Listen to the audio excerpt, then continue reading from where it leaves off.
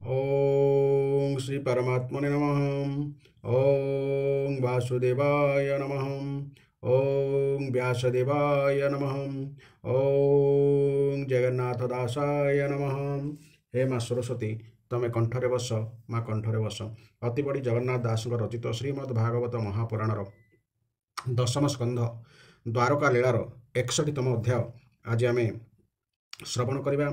ଏହି ଅଧ୍ୟାୟରେ ସ୍ୟମନ୍ତକ ମଣିହରଣ କଥା, ଶତଧନା ବଧ ଓ ଅକ୍ରୁରଙ୍କୁ ପୁନର୍ବାର ଦ୍ୱାରକା ଆବାହନ ବିଷୟରେ ଏଠାରେ ଆଲୋଚନା କରାଯାଇଛି।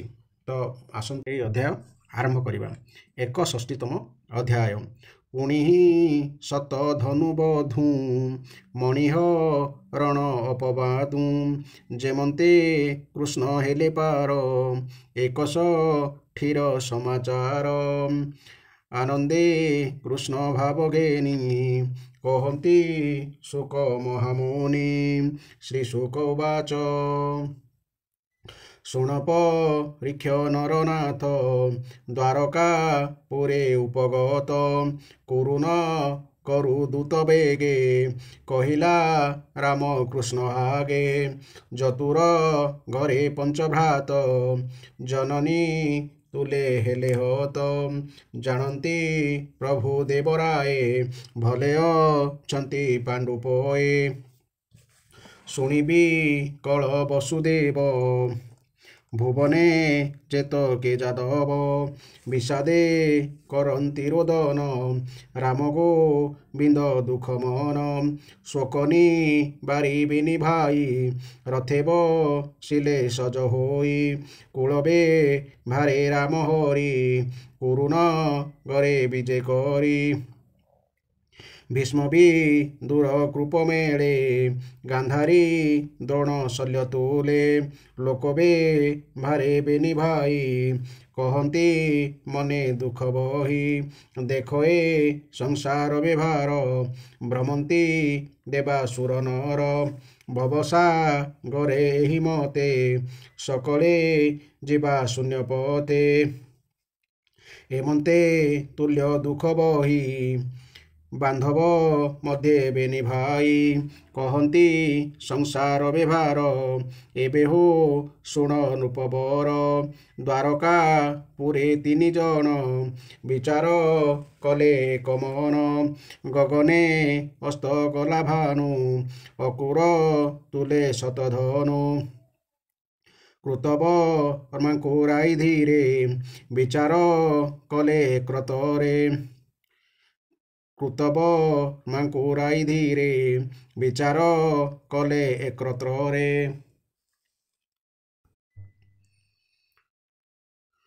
ଦେଖ ଏ ପାପୀ ସତ୍ରାଜିତ ଅନ୍ୟାୟ କଲା ବିପରୀତ ସତ୍ୟଭା ମାଙ୍କୁ ଦେବା ପାଇଁ ବରିଲା ସତ୍ୟ ବାକ୍ୟ ଦେଇ। ଏବେ ଆ ଭକୁ ନିନ୍ଦା କଲା କନ୍ୟା ଗୋବିନ୍ଦେ ସମର୍ପିଲା। ଦୁଷ୍ଟ ଦୁର୍ଜନ ମନ୍ଦ ଭାବ ପ୍ରସେନ ପଛକୁ ଏ ଯିବ। ଅମୂଲ୍ୟ ମଣି ଏହା ତହିଁ କେମନ୍ତେ ଆମ୍ଭ କରେ ହୋଇ ଅକ୍ରୂର ବୋଲେ ତାହା ଶୁଣି ଜୀବନ୍ତେ ନ ଦେବ ଏ ମଣି। ଏମନ୍ତ ବୋଲି ବିଚାରିଲେ ନିଜ ମନ୍ଦିରେ ରାତ୍ରେ ଗଲେ ନିଜ ମନ୍ଦିରେ ଶତଧନୁ କୋପେକ ବଇ ତାର ତନୁ। ବସ୍ତ୍ର ପିନ୍ଧିଲା ଭିଡ଼ି ଗାଡ଼େ କରେ ଘେ ନୀଲା ଯମଦାଢ଼େ। ଯମଦାଢ଼ର ଅର୍ଥ ଉଭୟ ପାର୍ଶ୍ୱରେ ତୀକ୍ଷ୍ଣ ଧାର ବିଶିଷ୍ଟ ଖଡ୍ଗ ବା ଖଣ୍ଡାକୁ ଯମଦାଢ଼ କୁହାଯାଏ। ରାତ୍ରେ ମିଳିଲା ତାର ପୁରେ ସତ୍ରାଜିତର ଶଯ୍ୟା ଠାରେ ଦଇବେ କ୍ଷୀଣ ତା ଜୀବନ ଯାହା ସଞ୍ଚିଲେ ଭଗବାନ। ନିକଟେ ଥିଲେ ଯେ କାମିନୀ ସମ୍ଭ୍ରମେ କଲେ ଗଳଧ୍ୱନି ଅନାସ୍ତ ପ୍ରାୟ ଶୋକ କରି ତାହାର କର ଅଛନ୍ତି ଧରି। ଅନାସ୍ତ ଅର୍ଥ ନିରାଶ୍ରୟ ବା ଅନାଥ। ସ୍ତ୍ରୀଙ୍କି କରି ଅବହେଳା ଛେଦିଲା ସତ୍ରାଜିତ ଗଳା ପଶୁଙ୍କ ପ୍ରାୟ ବଧ କରି ଅମୂଲ୍ୟ ରତ୍ନ କରେ ଧରି ନିଜ ଭୁବନେ ବିଜେ କଲା ଏମନ୍ତେ ରଜନୀ ପାହିଲା। ଶୁଣରା ଜନ ସୁଧ କର୍ମା ପିତାମ ରଣେ ସତ୍ୟଭାମା। ବିଳାପ କରେ ଶୋକେ ପଡ଼ି ଭୁଜଜୁ ଗଳେ ଶିରେ ତାଡ଼ି। ହାହାପି ହର ବୋଲି ମୋହେ ଜୀବନ ନର ହଇ ଦେହେ। ମୃତ ଶରୀରେ ଗନ୍ଧ ଲେପି ତୈଳ ଦ୍ରୋଣୀ ମଧ୍ୟ ଖେପି। ପିତା ବି ଯୋଗ ଶୋକ ତ୍ରାସେ କୋପେ ଗ ମିଲା କୁରୁ ଦେଶେ। ପିତା ବି ଯୋଗେ ଦୁଃଖ ବହି ଚଳନ୍ତେ ଦିଗ ନଦୀ ସଇ।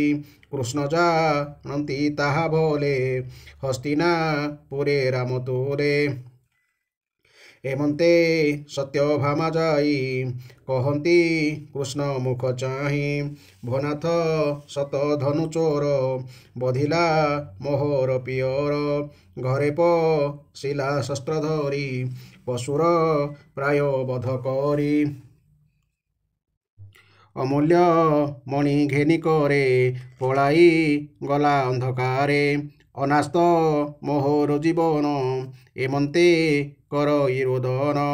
ଶୁଣିଛ ଗୀତ ଦାମୋଦର ବେନିଲୋ ଚନୁ ବହେ ନୀର। ସତ୍ୟଭାମାର ମୁଖ ଚାହିଁ ରୋଦନ କଲେ ବେନି ଭାଇ। ନିକଟେ କୁରୁ ବଳ ମଧ୍ୟେ ଗୋବିନ୍ଦ କହିଲେ ବିଷାଦେ। ସତ୍ୟଭାମାଙ୍କୁ ଆଗ କରି ରଥେ ବସିଲେ ରାମ ହରି। ଦାରୁକ ବାହେ ଧାତିକାରେ କୃଷ୍ଣ ବୋଲନ୍ତି କୋପ ଭରେ। ଶତଧନୁର ଶିର ହାଣି ଆଜ ଆଣିବି ରତ୍ନମଣି। ଏମନ୍ତେ ଶୁଣ ହେ ରାଜନ ରାମ ଗୋବିନ୍ଦ ଆଗମନ। ସଭଏ ଶତଧନୁ ଶୁଣି କରେ ଘେନିଲା ରତ୍ନମଣି। କୃତବର୍ମାର ପୁରେ ପଶି ବିଶ୍ୱାସେ କହେ ପାଶେ ବସି। ସତ୍ରାଜିତର ଶିର ହାଣି ମୁଜେ ଆଣିଲି ରତ୍ନମଣି। ତୋର ବଚନେ ମତି ଭ୍ରମ ନ ଜାଣି କଲି ଏଡ଼େ କର୍ମ। ମୋତେ ମାରିବେ ଚକ୍ରଧର ତୁ ଏବେ ପକ୍ଷ ହୁଅ ମୋର। ଏମନ୍ତ କୃତବର୍ମା ଶୁଣି ଭୟେ ବୋଲଇ ସାଧୁ ବାଣୀ। ରାମକୃଷ୍ଣଙ୍କୁ ଦ୍ରୋହ କରି କେଅ ବା ଥିବ ଦେହ ଧରି। ଯାହାର କୋପେ କଂସ ମଲା ସର୍ବସମ୍ପଦ ନାଶ ଗଲା। ଶପଥ 10 12 ଦ୍ୱନ୍ଦ ଯୁଧେ ହାରିଲା ଜରାସନ୍ଧ। ତାର ବଇରି ହୋଇ ବଳେ କେଅ ବା ଥିବ ରବି ତଳେ। ଏମନ୍ତ ଶୁଣି ତା ବଚନ ଚଳିଲା ଅକ୍ରୂର ଭୁବନ। ପଡ଼ି ତାହାର ପାଦ ତଳେ ବୋଲଇ ଯିବ ରବି କଳେ।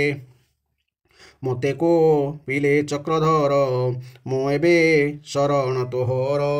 ତୋହରି ବୋଲେ କଲି ଏହା ଅକ୍ରୂର ହୁଅ ମୋତେ ସାହା। ଶୁଣି ବୋଲଇ ଦାନପତି ନ ଜାଣୁ ଗୋବିନ୍ଦର ଗତି। ସେ ରାମ କୃଷ୍ଣର ଚରଣେ ପଶଯା ତାହାର ଶରଣେ। ଯେ ବିଶ୍ୱ ମାୟା ଲୀଳା କରି ସଜଇ ପାଳଇ ସଂହରି। ତାର ମହିମା କେବା କହି ମାୟା ସଂସାରେ ଦେହ ବହି। ଜାଣୁନା ବାଳକ ବୟସେ କି ନ କଲା ନନ୍ଦ ଦେଶେ। ଇନ୍ଦ୍ରର ତୁଲେ ବାଦ କଲା ହସ୍ତକେ ପର୍ବତ ଧଇଲା। ବାଳକ କରେ ଛତ୍ର ଜେନେ ଦେଖିଛ କିତ ସର୍ବଜନେ। ଯେ କୃଷ୍ଣ ଜଗତ କାରଣ ଅଦ୍ଭୁତ ଯାର କର୍ମଗୁଣ। ଅନନ୍ତ ଆଦି କୂଟ ହରି ଯେ ଆତ୍ମା ରୂପେ ବିଶ୍ୱଧରି। ଆଦି କୂଟର ଅର୍ଥ ସ୍ଥିର ବା ଅଚଳ। ତାହାଙ୍କୁ ମୋର ନମସ୍କାର ଏମନ୍ତ କହିଲା ଅକ୍ରୂର। ତା ଶୁଣି ସତ ଧନୁ ଭଏ ବୋଲଇ ପଡ଼ି ତାର ପାଏ। ଏ ମଣି ଥାଉ ତୋର ତହିଁ ମୋର ଜୀବନ ଆର କାହିଁ। ନିଶ୍ଚେ ମାରିବେ ଚକ୍ରଧର ଅର୍ଜିଲା କର୍ମ ଏ ମୋହର। ମଣିଅ କ୍ରୂର করে ଦେଇ ମିଳିଲା ଅଶ୍ୱଶାଳେ ଯାଇ। যে অশ্ব গমে পাদ বলে সতে যোজন অবহেলে। সে অশ্ব পরে বসে যাই উত্তর দিগে সে পলাই। এমন্তে শুণ নৃপমণি রাম গোবিন্দ তাহা জানি। রথে বসিলে বেনি ভাই দারুক বেগে রথ বাহি। সে সত ধনু গুরুদ্রোহী ধর্ম ধর্ম ନ ଜାଣଇ। ଗୁରୁଜନ ସ୍ଥାନୀୟ ବା ସତ୍ରାଜିତଙ୍କୁ ହତ୍ୟା କରିଥିବାରୁ ଶତଧନୁ ବା ଶତଧନ୍ୱାକୁ ଗୁରୁଦ୍ରୋହୀ କୁହାଯାଇଛି।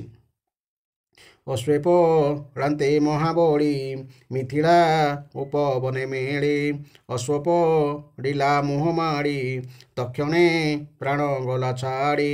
ଅଶ୍ୱଉ ଫେକି ମହାବୀର ପାଦେ ପଳାଏ ଅତି ଖର। ଗୋବିନ୍ଦ ଦେଖି ତା ଗମନ ରଥୁଅ ଲାଇଲେ ବହନ। କୋପନ ୟନେ ନରହରି ଧାଇଁଲେ করে ধনু ধরি।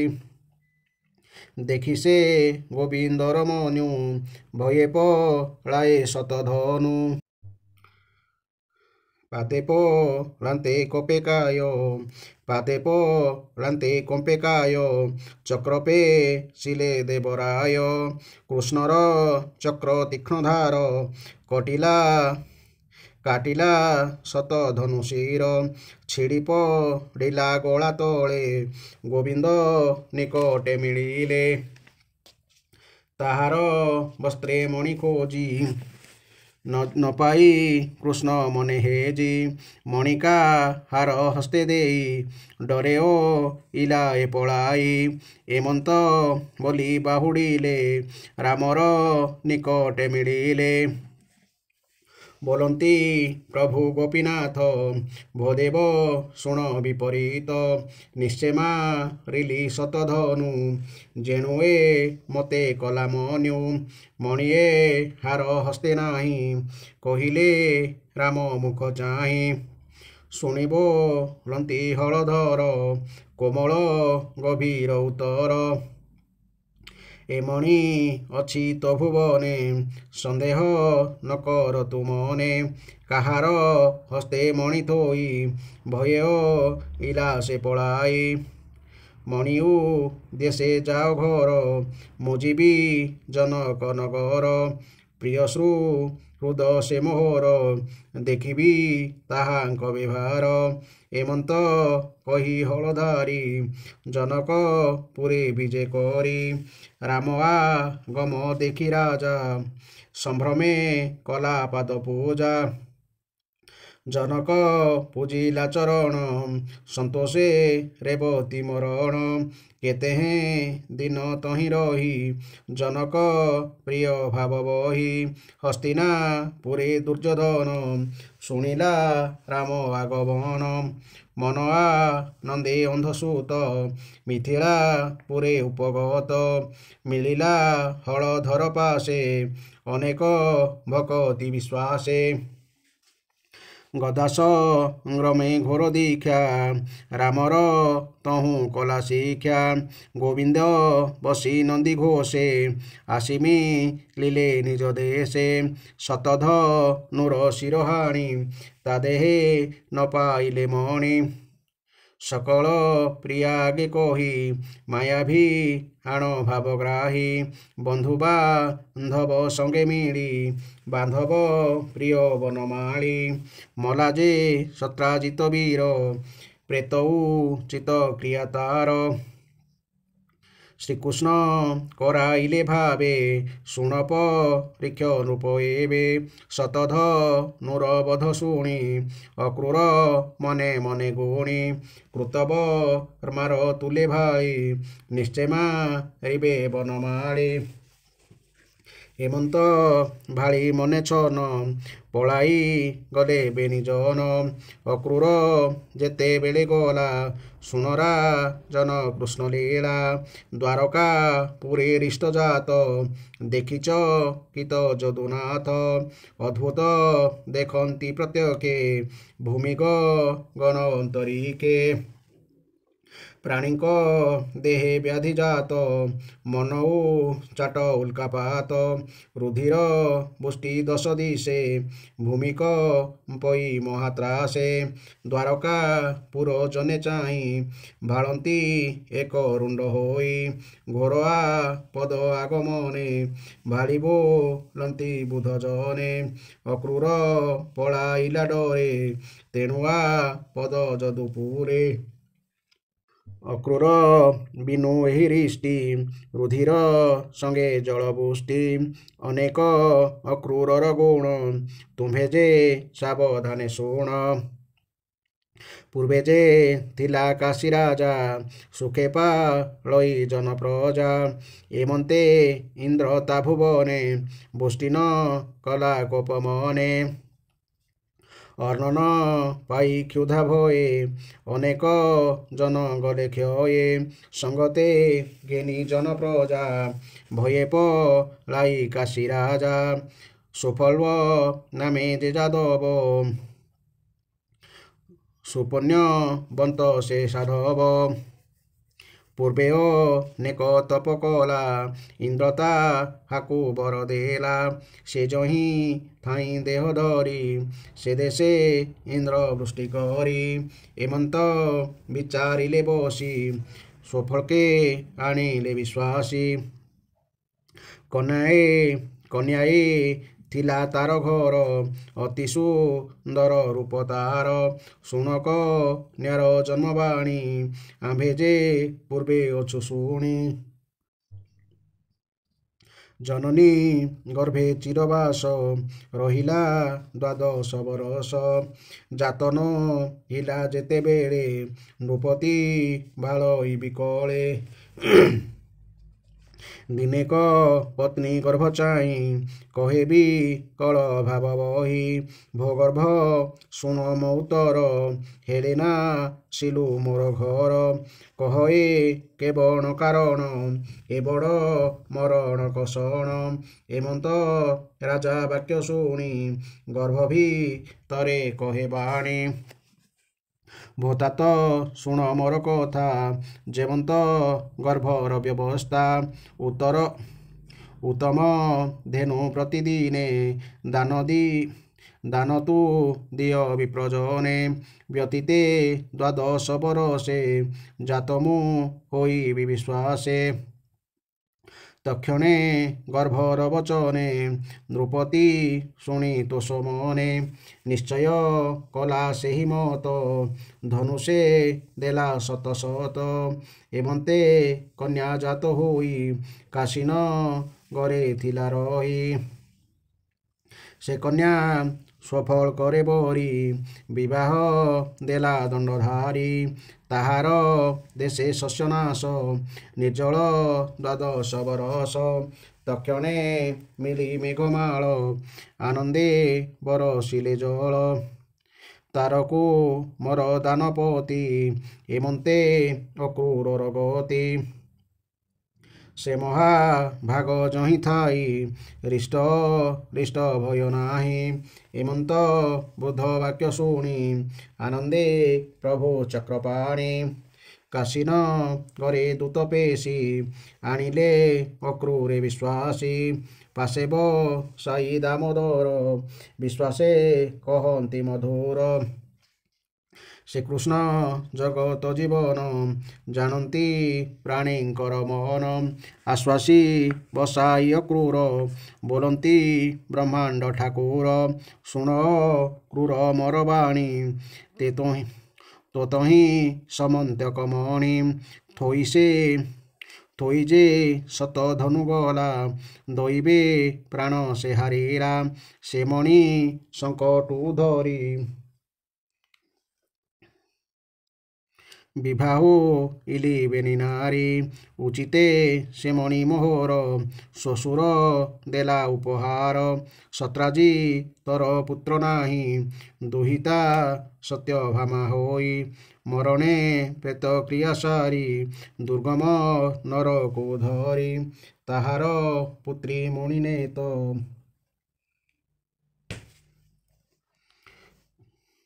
ତାହାର ପୁତ୍ରୀ ମଣି ନେବ ଶାସ୍ତ୍ରବେ ଭାର ଏହି ଭାବ ସତ୍ରାଜି ତର ତପ ବଳେ ରବିତା ହାଙ୍କୁ ମଣି ଦେଲେ ନିର୍ମଳ ଲୋକେ ତାହା ଧରି ଆନକେ ପାରିବ ଆବରି ସୁକୃତ ତନୁ ପୁଣ୍ୟବନ୍ତ ତୁଷେଧା ରଣେ ସାମରଥ ରାମ ହର ଜ୍ୟେଷ୍ଠ ଭାଇ ତାହାଙ୍କ ଚିତ ସୁଧ ନାହିଁ ବନ୍ଧୁ ବାନ୍ଧବ ଯେତେ ମୋର ଚିତେ ସଂଶୟ ତାହାଙ୍କର ଏ ସଭା ମଧ୍ୟେ ମଣି ତୁହି ଦେଖାଅ ମୋର ଭାବ ବହି ତାଙ୍କ ମନୁ ଜୀବ ଭ୍ରାନ୍ତି ତାହାଙ୍କ ମନୁ ଜୀବ ଭ୍ରାନ୍ତି ତେବେ ମୋ ହର ମନ ଶାନ୍ତି ଏ ମଣି କାଶୀପୁରେ ନେଇ ଅନେକ ଯଜ୍ଞ କଲୁ ତୋହି ସୁବର୍ଣ୍ଣ ଯଜ୍ଞ ବେଦୀ ତୋର ଦେଖନ୍ତି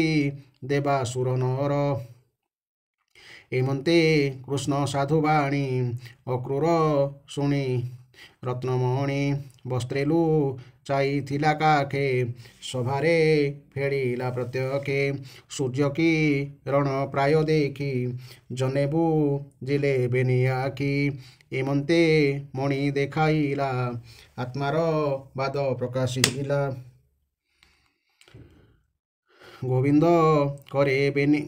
ଗୋବିନ୍ଦ କରେ ଘେନି ମଣି ଅକ୍ରୂର ମୁଖ ଚାହିଁ ଭଣି ତୁ ପୁଣ୍ୟ କର୍ମା ସାଧୁଜନ ଏମଣି ଧାରଣେ ଭାଜନ ଏମଣି ଥାଉ ତୋର ତହିଁ ଏମନ୍ତ କହି ଭାବଗ୍ରାହୀ ନିଜ ଭୁବନେ ବିଜେ କଲେ ଲୋକ ଯଶ ନିବାରିଲେ ଏବେ ହୋ ଶୁଣ ନରନାଥ ତୁ ସାଧୁ ପୁଣ୍ୟ ଭାଗ୍ୟବନ୍ତ ମଣିହରଣ ସାଧୁବାଣୀ କନେ ଶୁଣନ୍ତି ଯେତେ ପ୍ରାଣୀ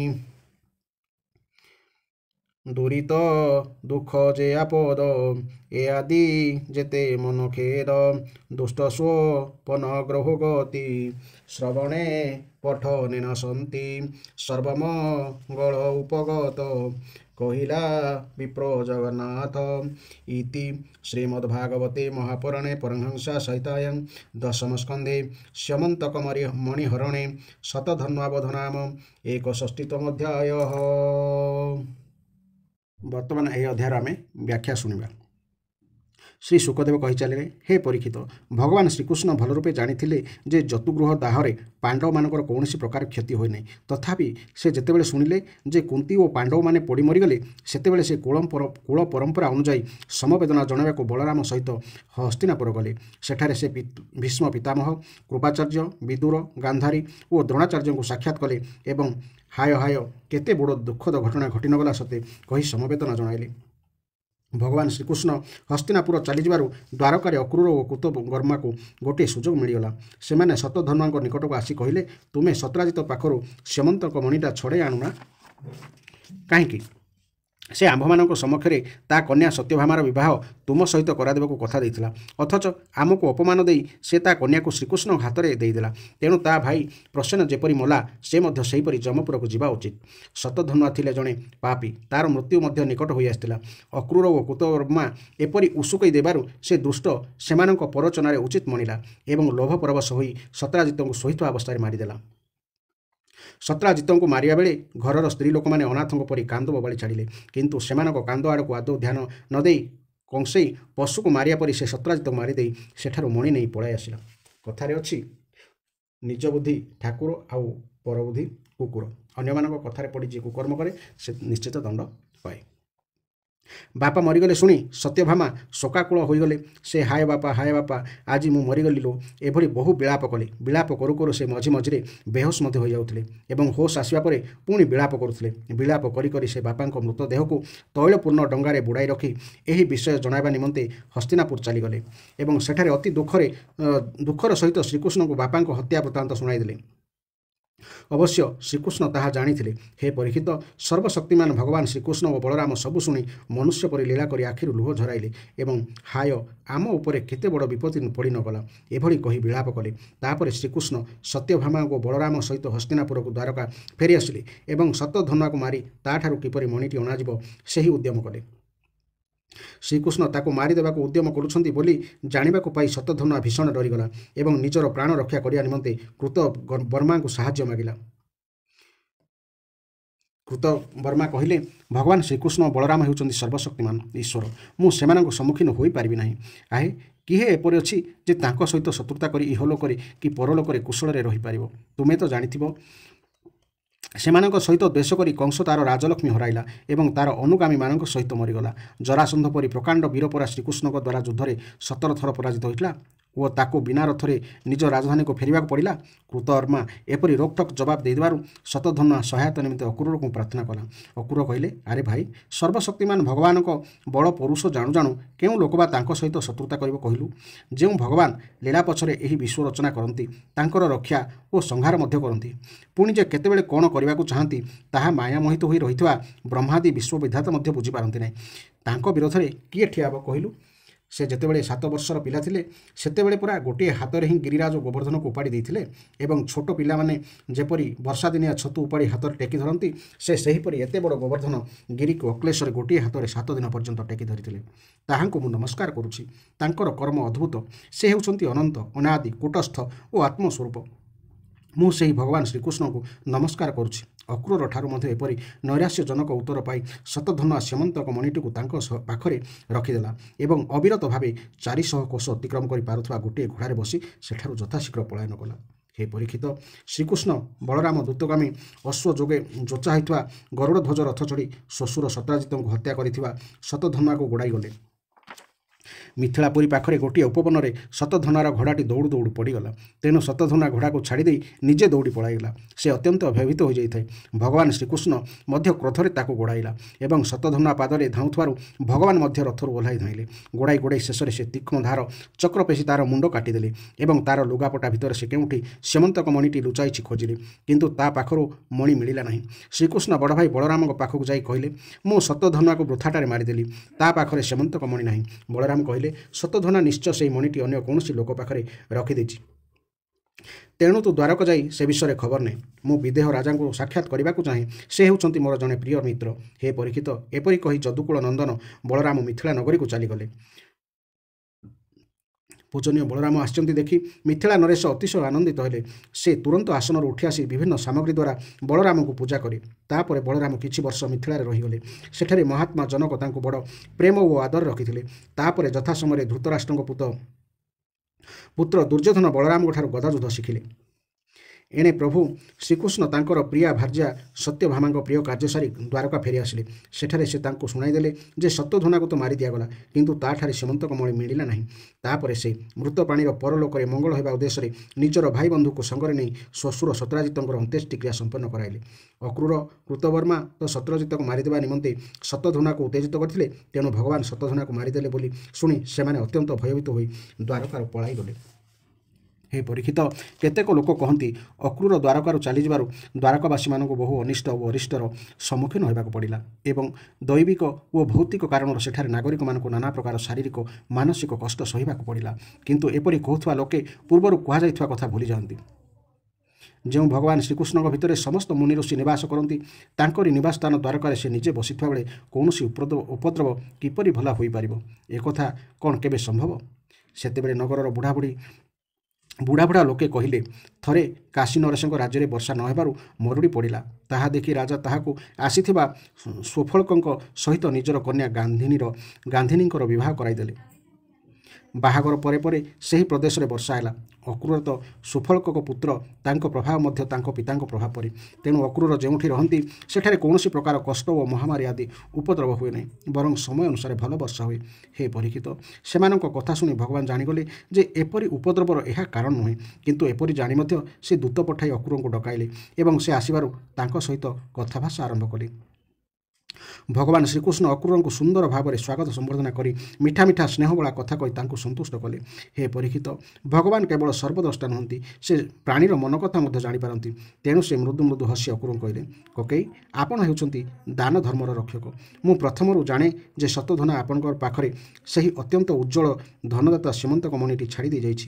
ଆପଣ ତ ଜାଣନ୍ତି ଯେ ସତ୍ରାଜିତଙ୍କର କୌଣସି ପୁତ୍ର ନାହିଁ। ତାଙ୍କ ନାତି ଝିଅର ପୁଅ ହିଁ ତାଙ୍କୁ ତିଳାଞ୍ଜଳି ଦେବ ଓ ପିଣ୍ଡଦାନ କରିବ। ଏପରି କରି ସେ ତାଙ୍କ ଋଣ ଶୁଝିବ ଓ ଯାହା କିଛି ସମ୍ପତ୍ତି ଥିବ ସେ ତାହାର ଉତ୍ତରାଧିକାରୀ ହେବ। ଏ ଦୃଷ୍ଟିରୁ ସେହି ସୀମନ୍ତକ ମଣିଟି ମୋ ପୁଅର ହିଁ ପ୍ରାପ୍ୟ। ତଥାପି ତାହା ଆପଣଙ୍କ ପାଖରେ ରହୁ, କାରଣ ଆପଣ ହେଉଛନ୍ତି ବଡ଼ ବ୍ରତନିଷ୍ଠ ପୁରୁଷ ଓ ପବିତ୍ର ଆତ୍ମା ଏବଂ ଅନ୍ୟମାନଙ୍କ ପକ୍ଷରେ ସେହି ମଣିଟି ରଖିବା ବଡ଼ କଠିନ। କିନ୍ତୁ ମୋ ଆଗରେ ଗୋଟିଏ ବଡ଼ ସମସ୍ୟା ଏହି ଯେ ମୋ ବଡ଼ ଭାଇ ବଳରାମ ସେହି ମଣି ସମ୍ବନ୍ଧରେ ମୋ କଥାକୁ ପୁରା ବିଶ୍ୱାସ କରୁନାହାନ୍ତି। ତେଣୁ ମହାଭାଗ୍ୟବାନ ଅକ୍ରୁର, ଆପଣ ମଣିଟି ଦେଖାଇ ମୋର ସମ୍ପର୍କୀୟ ଭାଇମାନଙ୍କର ବଳରାମ, ସତ୍ୟଭାମା ଓ ଜାମ୍ବବତୀଙ୍କର ସନ୍ଦେହ ଦୂର କରନ୍ତୁ ଏବଂ ସେମାନଙ୍କ ମନକୁ ଶାନ୍ତ କରାନ୍ତୁ। ଆମ୍ଭେ ଜାଣିବାକୁ ପାଉଛୁ ସେହି ମଣି ପ୍ରଭାବରୁ ଆପଣ ଆଜିକାଲି ସୁବର୍ଣ୍ଣ ବେଢ଼ି ଗଢ଼ି ବାରମ୍ବାର ଯଜ୍ଞ କରୁଛନ୍ତି। ଆମେ ଜାଣିବାକୁ ପାଉଛୁ ସେହି ମଣି ପ୍ରଭାବରୁ ଆପଣ ଆଜିକାଲି ସୁବର୍ଣ୍ଣ ବେଦୀ ଗଢ଼ି ବାରମ୍ବାର ଯଜ୍ଞ କରୁଛନ୍ତି। ହେ ପରୀକ୍ଷିତ, ଏପରି ସାନ୍ତ୍ୱନା ଦେଇ ଭଗବାନ ବୁଝାଇବାକୁ ଅକ୍ରୁରକୁ କନାରେ ଗୁଡ଼ାଇ ଲୁଚାଇ ରଖିଥିବା ସୀମନ୍ତକ ମଣିଟି ବାହାର କଲେ ଏବଂ ସେହିଟିକୁ ଭଗବାନଙ୍କୁ ଦେଇଦେଲେ। ଭଗବାନ ଶ୍ରୀକୃଷ୍ଣ ନିଜର ଜ୍ଞାତି କୁଟୁମ୍ବକୁ ତାହା ଦେଖାଇ ନିଜ ଉପରେ ଲାଗିଥିବା କଳଙ୍କ ଦୂର କଲେ ଏବଂ ସେ ନିଜେ ମଣିଟି ରଖିବାକୁ ସମର୍ଥ ଥିଲେ ମଧ୍ୟ ସେଇଟି ଅକ୍ରୁରଙ୍କୁ ଫେରାଇ ଦେଲେ। ସର୍ବଶକ୍ତିମାନ ସର୍ବବ୍ୟାପକ ଭଗବାନ ଶ୍ରୀକୃଷ୍ଣଙ୍କ ପରାକ୍ରମରେ ପୂର୍ଣ୍ଣ ଏହି ଆଖ୍ୟାନଟି ସକଳ ପାପ, ସମସ୍ତ ଅପରାଧ ଏବଂ ସବୁ କଳଙ୍କ ମାର୍ଜନ କରିଥାଏ। ଏହା ପରମ ମଙ୍ଗଳମୟ। ସେ ଯାହା ପଢ଼ନ୍ତି, ଶୁଣନ୍ତି ଅଥବା ସ୍ମରଣ କରନ୍ତି ସେ ସକଳ ପ୍ରକାର ଅପକୀର୍ତ୍ତି ଓ ପାପରୁ ମୁକ୍ତ ହୋଇ ଶାନ୍ତି ଲାଭ କରନ୍ତି। ଏହି ଥିଲା ଏହି ଅଧ୍ୟାୟର ବ୍ୟାଖ୍ୟା। ଏହି ଅଧ୍ୟାୟରୁ ଆମେ ଗୋଟିଏ କଥା ଶୁଣିବା ଯେ ପର କଥାରେ ପଡ଼ି ଜଣଙ୍କ ସହିତ ଆଚରଣରେ ଆମେ ଶତ୍ରୁତା କରିବା ବା ତା'ର କ୍ଷତି କରିବା ଦ୍ୱାରା ନିଜର କ୍ଷତି ହୋଇଥାଏ ଏବଂ ପରବର୍ତ୍ତୀ ଅବସ୍ଥାରେ କ୍ଷତି କରି ସାରିଲା ପରେ ଯେତେବେଳେ ଯେଉଁ ଲୋକମାନେ ପ୍ରବର୍ତ୍ତାଇ ଥାନ୍ତି କୁକର୍ମ କରିବା ପାଇଁ, ସେମାନେ ଆଉ ସାହାଯ୍ୟ କରନ୍ତିନି, ଏବେ ହାତ ଛାଡ଼ି ଦିଅନ୍ତି ବା ଯାହାକୁ ଆପଣ ସାହାଯ୍ୟ ମାଗିଲେ ମଧ୍ୟ ସେମାନେ ସେହି ସମୟରେ ମନା କରିଦିଅନ୍ତି ବା ନିରାଶ ହେବାକୁ ପଡ଼େ। ତେଣୁ ମନୁଷ୍ୟ କୁକର୍ମ କରିବା ପୂର୍ବରୁ ତା'ର ପରିଣତି କଥା ଚିନ୍ତା କରୁ। ପରିଣତି କଥା ଚିନ୍ତା କରି ଯଦି କୁକର୍ମ କରାଯାଏ ତେବେ ସେଥିରେ ଜଣେ ବିରତ ହୋଇପାରେ। ଏଭଳି ଭାବେ ବ୍ୟାଖ୍ୟା ଶୁଣିବା ପାଇଁ ଆପଣମାନେ ଚ୍ୟାନେଲଟିକୁ ସବସ୍କ୍ରାଇବ୍ କରନ୍ତୁ। ଜୟ ଜଗନ୍ନାଥ, ଜୟ ଜଗନ୍ନାଥ, ଜୟ ଜଗନ୍ନାଥ।